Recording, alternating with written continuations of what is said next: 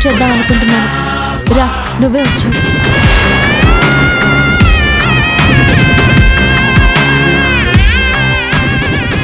మనిద్దరి మనసు ఇష్టం ఒకటే పది. అందుకే నువ్వు అలా తలుచుకోగానే నేను ఇలా వచ్చేసాను. ఇది నా ఇంపార్టెంట్ విషయమా పవి? నాకెందుకు ఫోన్ చేయాలనుకున్నావు? నేను చెప్పేది వింటే నీకు కోపం రావచ్చు, నీ మనసు బాధపడచ్చు. అదే ఎలా చెప్పాలా అని ఆలోచిస్తున్నాను. నాకు వచ్చిన పెళ్లి సంబంధం విషయమేనా? సీతమ్మ చెప్పిందని అమ్మ చెప్పింది. ఆ సంబంధం చూసింది కూడా సీతమ్మని. ఆ విషయం నాతో చెప్పడానికి టెన్షన్ పడుతున్నావా పవి?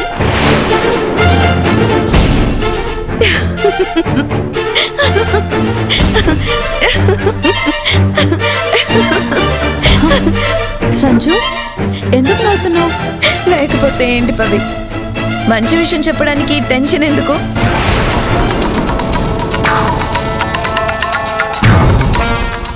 ఎందుకు అలా చూస్తున్నావు పవి? నువ్వన్న మాట నీ మనసులో నుంచి రాలేదు. నీ నవ్వు మనస్ఫూర్తిగా లేదు. గుండెల్లో బాధని దాచుకుని పైకి కనబడనివ్వకుండా కవర్ చేస్తున్నట్టుంది.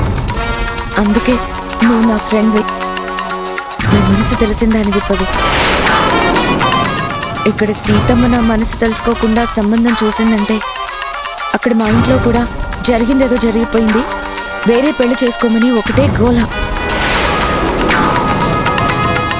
అది నా లైఫ్లో లేడంటే, వేరే ఎవరితోనూ నా జీవితం పంచుకోబోతున్నానంటే నేను పడే బాధ నువ్వు తప్ప ఎవరూ అర్థం చేసుకోరు పవి, ఆదితో సహా. నా పెళ్లి గురించి నీ సలహా తీసుకుని ఆ తర్వాత డెసిషన్ తీసుకుందామని నీ దగ్గరకు వచ్చాను పవి. చెప్పు, ఏం చేయమంటావు? వెల్విషర్గా నువ్వు ఏం చెప్పినా చేస్తాను. నేనే కాదు, మరొకరు కాదు సంజు, నువ్వు నీ మనసును అడుగు. తప్పేదో ఒప్పేదో, మంచేదో చెడేదో అదే చెప్తుంది. మన మనసు అయితే మనకి పర్ఫెక్ట్ జడ్జిమెంట్ ఇస్తుంది. అది చెప్పినట్టే విను. నువ్వు ఏ డెసిషన్ తీసుకున్నా నీకు సపోర్ట్గా నేనుంటాను. చెయ్యాల్సిందంతా చేసి సీతమ్మని రెచ్చగొట్టి సంబంధం ఇదే చూసి నాకు సపోర్ట్ అని డబల్ గేమ్ ఆడుతుంది.